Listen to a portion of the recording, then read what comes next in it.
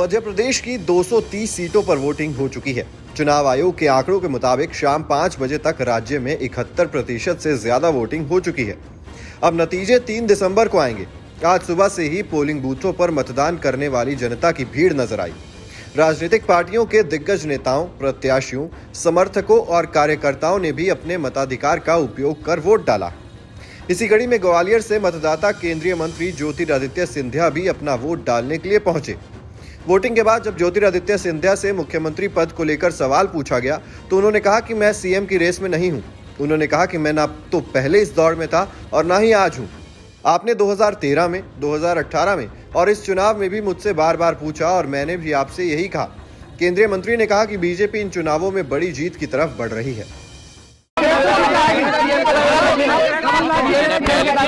मैंने पहले से ही कहा है, मैं सीएम के रेस में नहीं हूँ, ना मैं कभी था ना आज हूँ।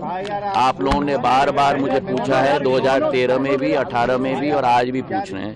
तीनों बार मैंने कहा है कि मैं सीएम के रेस में नहीं हूँ।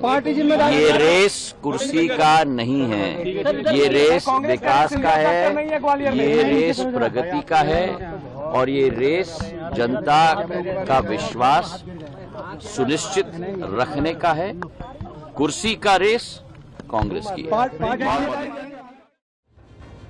बता दें कि मध्य प्रदेश में भारतीय जनता पार्टी की सरकार है और पिछले लगभग 17 सालों से पार्टी ने शिवराज सिंह चौहान को ही मुख्यमंत्री बनाए रखा है। शिवराज सिंह चौहान इस बार भी चुनाव लड़ रहे हैं, लेकिन पार्टी ने इस बार मुख्यमंत्री पद के चेहरे के तौर पर उन्हें प्रोजेक्ट नहीं किया है। लेकिन ये बात भी किसी से छिपी नहीं है कि खुद प्रधानमंत्री मोदी ने मध्य प्रदेश में चुनाव प्रचार के दौरान शिवराज सिंह की महिलाओं के लिए चलाई गई योजनाओं की जमकर तारीफ की है। फिर भी ऐसा माना जा रहा है कि पार्टी इस बार सीएम का चेहरा बदल सकती है। दरअसल इन अटकलों को हवा बीजेपी के उस फैसले से मिली है जिसमें उसने केंद्रीय मंत्रियों और सांसदों को इस बार विधानसभा चुनाव में उतारने का निर्णय किया।